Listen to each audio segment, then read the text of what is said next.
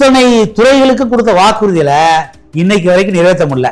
ஒன்றிணைன்னு சொல்லி ஒன்றிணைஞ்சாங்க, ஏதோ பொய்ய புரட்ட சொல்லி ஆட்சியை பிடிச்சாங்க. ஆனால் அந்த ஆட்சிக்கு உட்பட்ட மக்களுக்கான கோரிக்கைகளை இன்னைக்கு வரைக்கும் நிறைவேற்ற முடியல.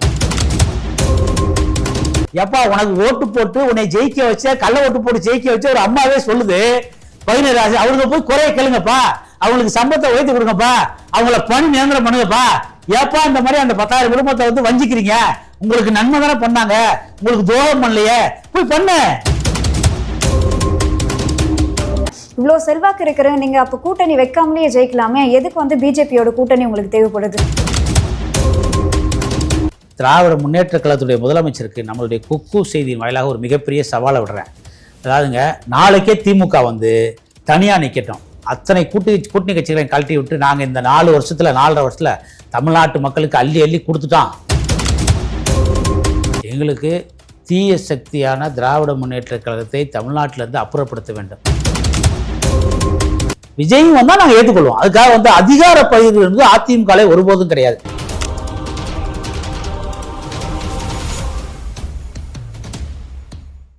இப்போ இன்னொரு விஷயம் என்னன்னா, திமுக வந்து ஓரணியில திரண்டு பேரணிலாம் வந்து நடத்திட்டு இருக்காங்க. அதிமுக இப்ப களத்துல இருக்கா? அதாவதுங்க, ஆட்சிக்கு வர்றதுக்கு முன்னாடி 2000 நாங்கள் வந்து ஆளுங்கட்சியாக இருக்கும்போது ஒன்றிணைன்னு சொன்னாங்க. 4.5 வருஷம் முடிஞ்சு போச்சு. மக்களுக்கு சொன்ன வாக்குறுதிகளை நிறைவேற்ற முடியல. குறிப்பாக பார்த்தீங்கன்னா, நாங்கள் ஆட்சிக்கு வந்தால் நீட்டுக்கு விலக்கு கொண்டு வருவோம். மெயின் கொண்டு வர முடியாது. ஒன்று, நாங்கள் ஆட்சிக்கு வந்தால் பழைய ஓய்வு திட்டம் கொண்டு வருவோம். இன்றைக்கு வரைக்கும் முடியல. நாங்கள் ஆட்சிக்கு வந்தால் பகுதி நேர ஆசிரியர்களை நிரந்தரம் செய்வோம். அவங்களுக்கு முறையான அந்த ரெகுலராக உள்ள ஏற்கனவே நிரந்தரமாக உள்ள ஆசிரியருக்கு இணையான ஊதியம் நாங்கள் வழங்குவோம். இன்றைக்கு வரைக்கும் முடியல.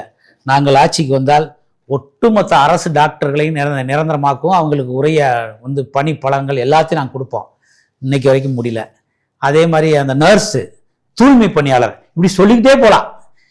அத்தனை துறைகளுக்கு கொடுத்த வாக்குறுதியில இன்னைக்கு வரைக்கும் நிறைவேற்ற முடியல. ஒன்றிணைன்னு சொல்லி ஒன்றிணைஞ்சாங்க, ஏதோ பொய்ய புரட்ட சொல்லி ஆட்சியை பிடிச்சாங்க.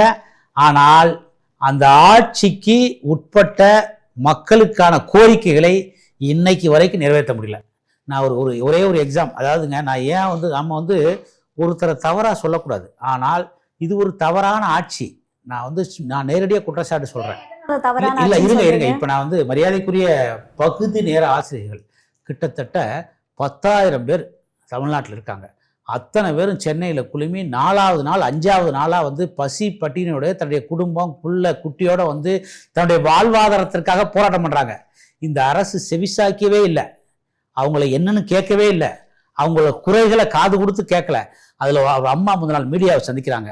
அந்த அம்மா அப்படியே அழுதுகிட்டு பேசுறாங்க, இந்த ஆட்சி வந்து எங்களால் உருவாக்கப்பட்ட ஆட்சி, நாங்கள் தான் இவங்களுக்கு வந்து ஓட்டு போட்டு நாங்கள் வந்து இந்த ஆட்சியை உருவாக்கணும். அவங்க ரொம்ப தெளிவாக பேசுகிறாங்க.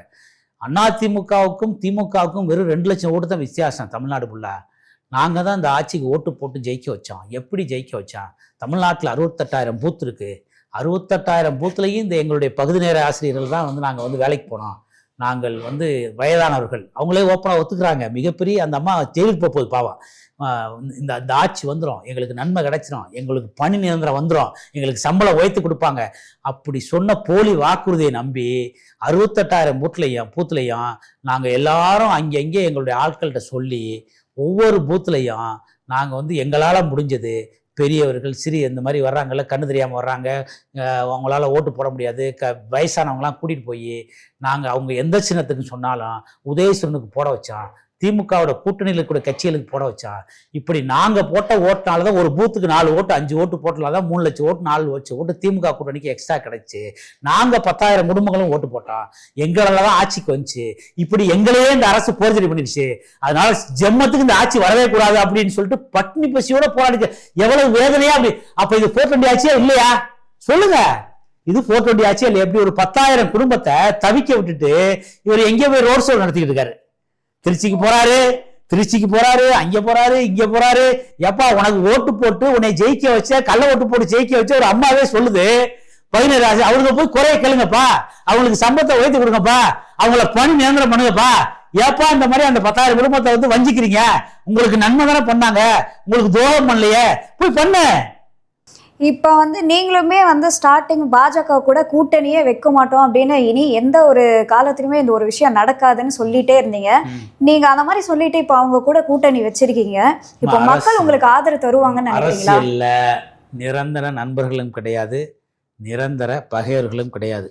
1975 மறைந்த மரியாதைக்குரிய பெரும் மதிப்புக்குரிய இந்திரா காந்தி அம்மையார் பிரதமராக இருந்த பொழுது அவங்கள் மீது அலகாபாத் நீதிமன்றம் அவங்கள குற்றவாளின்னு ஒரு வழக்கில் தீர்மானிக்குது. உடனே அவங்களுடைய அதிகாரத்தை பயன்படுத்தி இந்தியா முழுவதும் அவருடைய அரசியல் எதிரிகளை பழி வாங்குவதற்கு எமர்ஜென்சியை வந்து இது பண்ணுறாங்க, மிசா ஆக்டை வந்து இம்போஸ் பண்ணுறாங்க. அப்போ தமிழ்நாட்டில் வந்து மிகப்பெரிய ஊழல் லஞ்சம் தலைவிரித்தாடுது. கருணாநிதி அவர்கள் மீது வந்து சர்க்காரியா கமிஷனில் வச்சு மிகப்பெரிய ஊழல், பூச்சி மருந்து ஊழல், இது சர்க்கரை ஊழல், வீராணம் ஊழல், அப்போவே ஒரு 10,000 கோடி கொள்ளையடிச்சிட்டாரு. இதையெல்லாம் வந்து கடுப்பாயிட்டு மக்கள் மிகப்பெரிய வெறுப்பில் இருக்கிற இந்திரா காந்திக்கு கருணாநிதி மேலே ஏற்கனவே கோபம் இருக்குது. உடனே இங்கே 6,000க்கும் மேற்பட்ட திமுக முன்னணி தலைவர்களை கைது செய்கிறாங்க, முட்டிக்கு முட்டி அடிக்கிறாங்க, வந்து ஒரு 600 நாட்கள் மேலே சிறைவாசம் வைக்கிறாங்க. அப்படி 600 வாசம் போட்டு அடித்து வந்து சித்திரவதை பண்ண இந்திரா காங்கிரஸோடையே இன்னைக்கு கருணாநிதியினுடைய திமுக வந்து கூட்டு வச்சு ஆட்சி அதிகாரத்தை வந்து சுவைச்சிக்கிட்டு இருக்காங்க. எங்களுக்கும் பிஜேபிக்கு ஒரு பெரிய கொள்கை முரண் இல்லையே. எங்களுடைய மறைந்த நிறுவனர் எம்ஜிஆர் அவர்கள், மரியாதைக்குரிய எம்ஜிஆர் அவர்கள் மிகப்பெரிய பக்தர், எல்லா கோயிலுக்கும் போவார். எங்களுடைய புரட்சி தலைவி அம்மா அவர்கள் எல்லா கோயிலுக்கும் போவாங்க, மிகப்பெரிய பக்தர். மரியாதைக்குரிய எம்ஜிஆர் அவர்கள் ஒரு மிகப்பெரிய தீர்க்கதரிசி. அவர் வந்து அண்ணாவினுடைய தம்பியாக தான் தன்னை அடையாளப்படுத்திக்காரு. அண்ணா அன்னைக்கே சொல்லிட்டு போயிட்டார், ஒன்றே குலம் ஒருவரை, நான் திராவிட நாடை கைவிட்டு விட்டேன், அதனால் திராவிடத்தினுடைய தேவை இனிமே எழாது, அதனால் மக்கள் சுவிட்சமாக வாழட்டும், தமிழர்கள் இந்த பூர்வீக குடியின மண்ணின் மைந்தர்கள் நல்லா வாழட்டும், அதனால் நாங்கள் வந்து திராவிடம்ங்கிறத கோரிக்கை எங்களுக்கு கிடையாது. இவர் வந்து முடிஞ்சு போன திராவிடத்தை இவங்க தூக்கி பிடிச்சிக்கிட்டு இன்னமும் பிஜேபி பிஜேபி பிஜேபி அப்படி பார்த்தா திராவிடத்துக்கு முதன்மை எதிரியே காங்கிரஸ் தான். காங்கிரஸத்தை எதிர்த்து தான் திராவிடம் தோன்றுச்சு. நீதி கட்சியினுடைய நீச்சி தான் திராவிடம். காங்கிரஸ் தான் எங்களுக்கு மிகப்பெரிய பகையாளி, அப்புறம் தான் பிஜேபி. அப்படிப்பட்ட காங்கிரஸோட திமுக கூட்டி வச்சிருக்கும்போது நாங்க ஏன் வைக்கக்கூடாது? எங்களுக்கும் பிஜேபிக்கும் பெரிய கொள்கை முரண் கிடையாது. எப்படி கொள்கை முரண்ல? 2001 திமுக கூட்டணி வச்சு, 99 2004 திமுக வந்து மத்திய கூட்டணி வச்சு வின் பண்ணி மத்திய அமைச்சர்கள் 5 வருஷம் வந்துச்சு. அப்பெல்லாம் திராவிடம் எங்கே போச்சு? இப்ப அதிமுகக்கு இவ்வளோ செல்வாக்கு இருக்கு, நாங்க கண்டிப்பா 2026 சட்டமன்ற தேர்தலில் ஜெயிப்போம் அப்படின்னு சொல்றீங்க. இவ்வளோ செல்வாக்கு இருக்கிற நீங்க அப்போ கூட்டணி வைக்காமலேயே ஜெயிக்கலாமே, எதுக்கு வந்து பிஜேபியோட கூட்டணி உங்களுக்கு தேவைப்படுது? ஏம்மா, ராஜாஜி அந்த காலத்திலே சொல்லிட்டு போயிட்டார், அதாவது ஒரு அரசியல் கட்சிக்கு கூட்டணி என்பது மிக மிக அவசியம். தேர்தல் வெற்றிக்காக நீங்கள் கூட்டணி சேர்ந்துக்கலாம். இப்போ நான் ஒன்று சொல்கிறேன், திராவிட முன்னேற்ற கழகத்துடைய முதலமைச்சருக்கு நம்மளுடைய குக்கு செய்தியின் வாயிலாக ஒரு மிகப்பெரிய சவாலை விடுறேன். அதாவதுங்க, நாளைக்கே திமுக வந்து தனியாக நிற்கட்டும், அத்தனை கூட்டணி கட்சிகளையும் கழட்டி விட்டு நாங்கள் இந்த 4 வருஷத்தில் 4.5 வருஷத்தில் தமிழ்நாட்டு மக்களுக்கு அள்ளி அள்ளி கொடுத்துட்டோம். தமிழ்நாட்டு மக்கள் நாங்கள் வந்து முற்றிலும் வாழ வச்சுட்டோம். இனிமேல் தமிழ்நாட்டில் எந்த குறையுமே கிடையாது. தமிழ்நாட்டை வந்து நாங்கள் சிங்கப்பூர் ஈக்குவலாக மாற்றிட்டோம். அதனால நாங்கள் தனியாக நிற்க போகிறோம், மக்கள் எங்களை நம்பி ஓட்டு போட தயாராட்டாங்க அப்படின்னு சொல்லட்டும். அதிமுக தனியாக நிற்கிறதுக்கு தயார். நீங்க தான் வந்து குரங்க பிடிச்ச மாதிரி 10 கட்சியை கூட்டணி வச்சுக்கல, அப்புறம் நாங்கள் கூட்டணி வைக்கிறதுல என்ன தப்பு? நாங்க எதிர்கட்சிங்க. இப்பங்க மக்களோட திமுக வந்து டெய்லி வந்து மக்கள்கிட்ட பொய்யா பேசிக்கிட்டு இருக்கு. நாங்க எதிர்கட்சியா தான் இருக்கோம். அப்ப நாங்க வந்து என்ன பண்ணணும்? கூட்டணி அமைச்சுதானே ஆகணும். அப்ப பிஜேபியோட வைக்கிறதுல என்ன தவறு?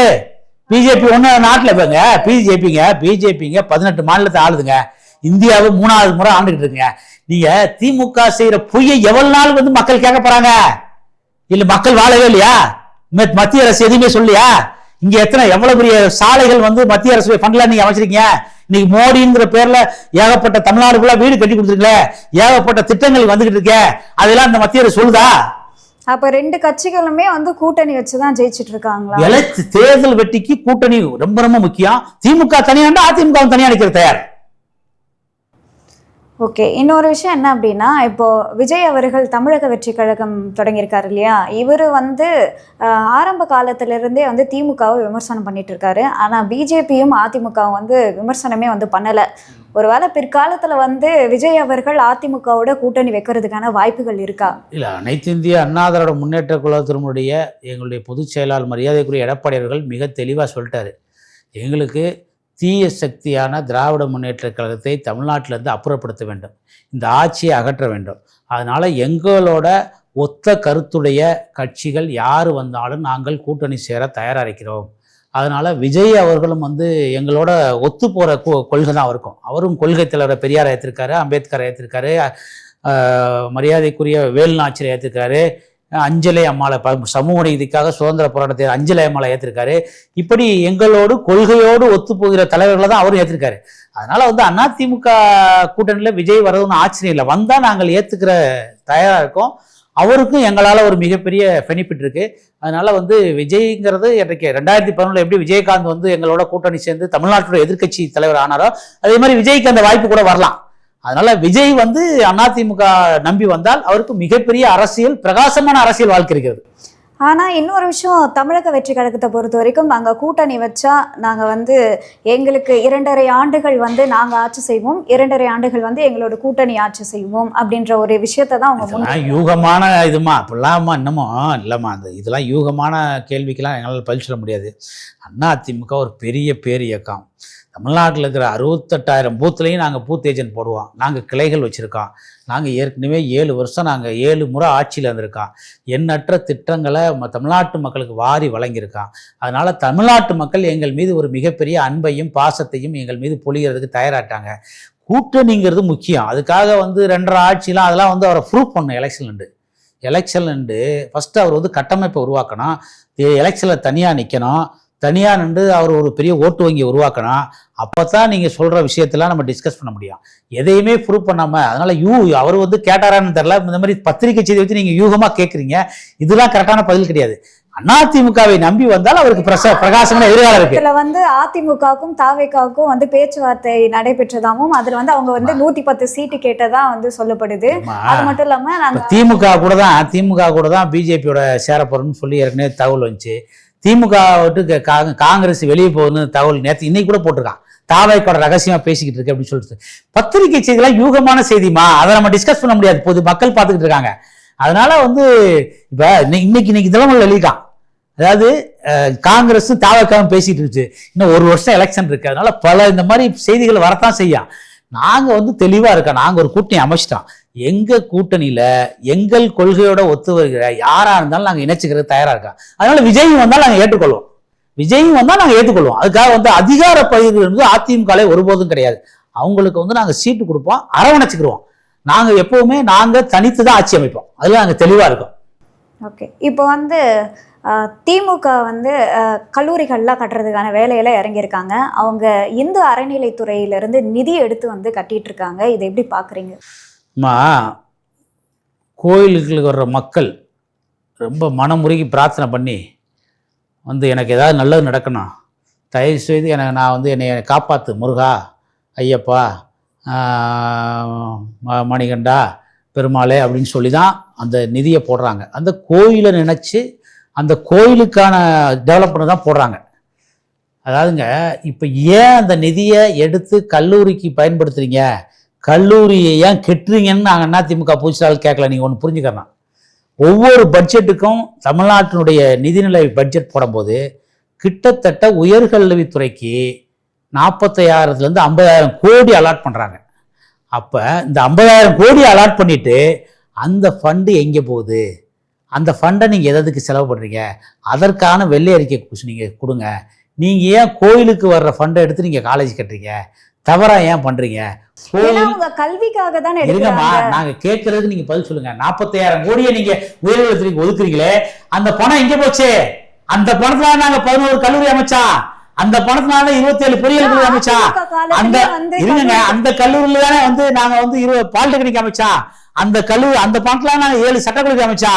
நீங்க இந்த 4 வருஷத்துல எத்தனை கல்லூரி அமைச்சிருக்கீங்க? உங்களால பதில் கொள்ள முடியுமா? இப்படி கல்லூரியே அந்த 50,000 கோடி ஒதுக்குற பணத்துல அமைக்காம நீங்க கோயில் பண்றது பண்றீங்களே, இந்த ஃபண்ட்லாம் எங்க? அப்ப மிகப்பெரிய ஸ்கேம் ஊழல் நடக்குதா தமிழ்நாட்டுல அப்படின்னு தான் கேட்டாரு. கல்லூரி கட்டுறீங்களா, ஏன் கட்டுங்கன்னு கேட்கல. இந்த பண்டை மிஸ்யூஸ் பண்றீங்க.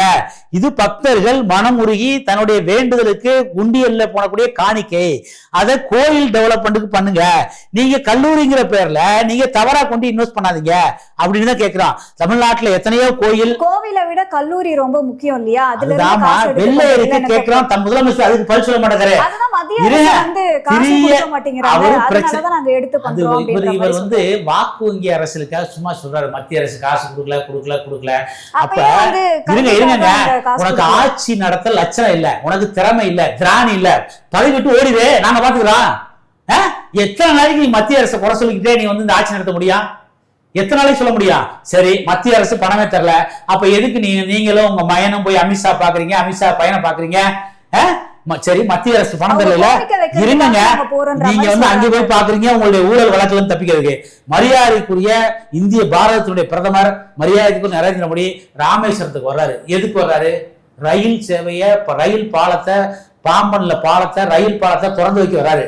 ஒரு முதலமைச்சர் புரோட்டோகால் போய் வரவேற்குமா இல்லையா? தன்னுடைய மாநிலத்துக்கு தேவையான கோரிக்கை போய் சொல்லமா இல்ல? ஏன் பயந்துட்டு ஊட்டிக்கு வர்றாரு? இவருக்கு நேர்மையே கிடையாது, டிரான்ஸ்பரன்சியே கிடையாது, பொய்யே பேசுவாரு. 2031 நடக்க போற தொகுதி மதுரைக்கு இப்பயே பிரச்சனை பண்றாரு. கீழடிக்கு சொந்தக்காரர்களே அதிமுக காரர்களா, அந்த கீழடிக்காக மதுரை முச்சந்தியில விரனூர்ல போராட்டம் நடத்தாரு. எத்தனை நாளைக்கு இந்த பொய்யும் புரட்டு ஓடும்? இன்னும் 6 மாசம், இன்னும் 300 நாள் மக்கள் பார்த்துக்கிட்டே இருக்கான். இன்னும் எத்தனை அமாவாசை எண்ணிக்கே இருக்கான். இந்த ஆட்சிக்கு சாவுமை அடிக்கிறதுக்கு மக்கள் தயாரிக்கிட்டா. இப்படி எத்தனை முறை பொய்யே சொல்லிக்கிட்டு இருப்பீங்க? மத்திய அரசு மேல பழி போடுங்க. எவ்வளவு பெரிய ரெவன்யூ இங்க வருது? டாஸ்மாக்ல எவ்வளவு ரெவன்யூ வருது? விடிய விடிய கடை நடத்துறீங்க, இல்லீகல் பார் போயிட்டு இருக்கு, எத்தனையாயிரம் கோடி வருமானம் வருது. அந்த வருமானம் எங்க? தமிழ்நாட்டில் உள்ள வருமானம் எங்க? இவர் மத்திய அரசை வந்து குறை சொல்றாரு. நான் கேட்கிறேன், அதாவது மக்கள் மீது மிகப்பெரிய வரியை சுமத்துறாரு. கேட்டா நாங்க வரிதான் போடுவோம், எங்க கவர்மெண்ட் நடத்துறோம்னு சொல்லிட்டு. அப்புறம் வந்து மத்திய அரசு மட்டும் எப்படி ஜிஎஸ்டியில வந்து அவன் எடுத்தானே செய்வான்?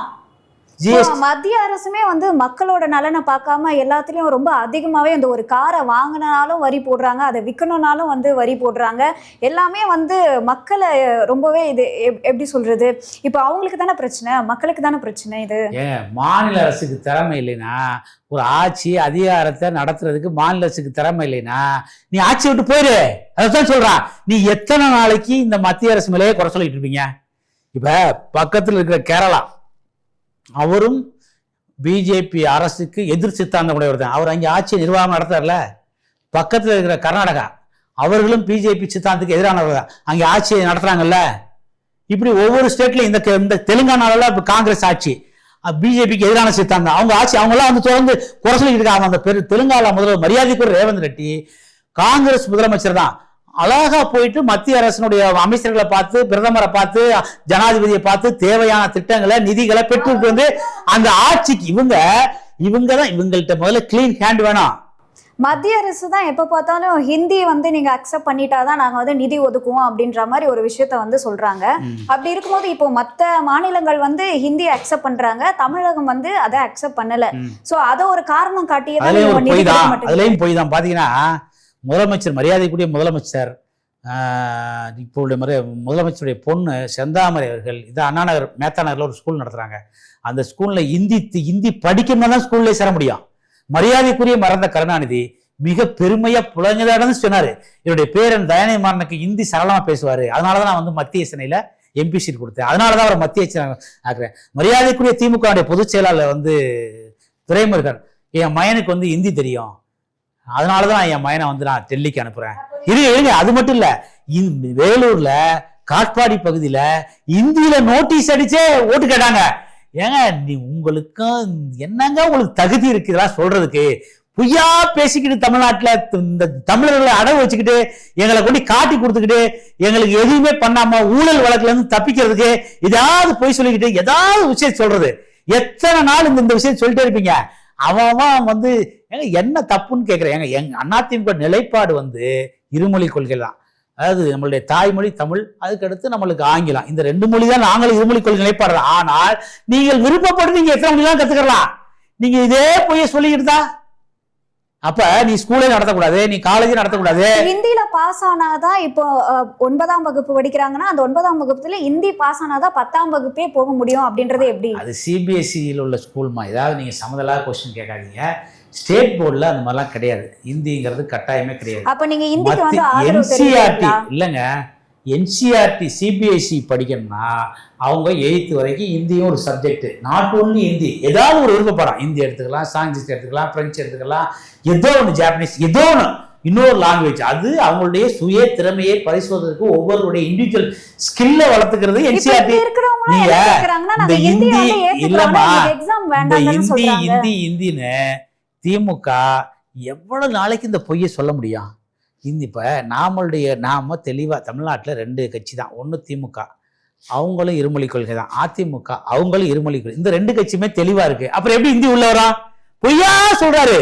ஆட்சி அதிகாரத்தை நடத்தலாம், பொய் சொல்லலாம், மக்களை மடைமாற்றம் சொல்லலாம், இந்த மத்திய அரசு மீது குற்றம் சொல்லலாம். இதுக்காகவே பொய் சொன்னா சரி. இந்திங்கிற விஷயத்துலங்க நாட் ஓன்லி பிஜேபி, காங்கிரஸும் குற்றவாளி தான். யாரு வந்தாலும் இந்தியை இங்க ப்ரொமோட் பண்ணதான் பார்ப்பாங்க. ஏன்னு கேட்டா தமிழ்நாட்டுடைய வரலாறு, தமிழர்களுடைய வரலாறு, தமிழ் மொழியில வரலாறு கிட்டத்தட்ட 15,000 to 20,000 வரைக்கும் இருக்கும். 15,000க்கு முன்னாடி இந்த பழைய வந்து இங்க கீழடி தொன்மையா இருக்கட்டும், ஆதிச்சநல்லூர் தொன்மையா இருக்கட்டும், இப்படி நம்மளுக்கும் சிந்து சோழ நாமரத்தை விட நம்ம முன்னாடி இருக்கோம். அதனால இந்த இந்திங்கிறதுக்கு மிஞ்சி போனா ஒரு 1000 to 1500 வருஷம் தான் வரலாறு இருக்கு. நம்மளுடைய இலக்கியம் மிகப்பெரியது. உலகம் முழுவதும் வந்து தமிழ் மொழி வந்து இன்னைக்கு இருக்கு. பல இடத்துல நாம மைக்ரேட் ஆகி அங்கேயும் போய் நம்மளால ஆளுமை ஏற்றுக்கிட்டு இருக்கான்.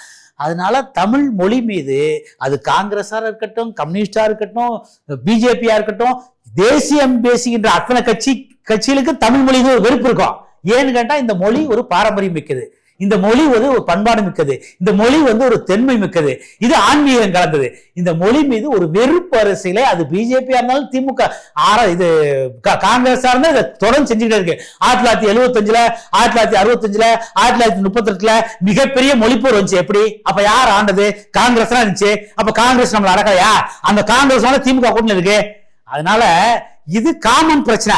இந்த பிரச்சனையை நம்ம எப்ப வேணாலும் சந்திக்க ரெடியா இருக்கான். திமுக அரசியல் பண்ணக்கூடாது. இந்திய வச்சு அரசியல் பண்றத யாரு தேவையானவும் படிச்சுக்க, விருப்பப்பட்டவும் படிச்சுக்க. ஆனால் அலுவலக ரீதியா நம்ம மொழியை அதிமுகவும் ஏத்துக்கிற தேவையில்லை. நீ ஏன் அதை வச்சு அரசியல் பண்ற? இதை ஏன் மக்கள்கிட்ட ஒரு பிரச்சாரமா கொண்டு வர? அப்ப ஒரு நிர்வாகத்திறனற்ற, ஒரு ஆளவே தெரியாத ஒரு ஆட்சி. நீ இந்த மாதிரி இந்த ஒரு தப்பான தவறான தகவல்களை தொடர்ந்து மக்கள்கிட்ட பரப்பி மீண்டும் பொய்யை சொல்லி ஆட்சிக்கு வருவ நடவடிக்கையில திமுக ஈடுபட்டு வருகிறது. உங்களோட நேரத்தை ஒதுக்கி பல்வேறு கேள்விக்கு வந்து விளக்கம் அளிச்சிருக்கீங்க. அதுக்கு ரொம்பவே நன்றி சார்.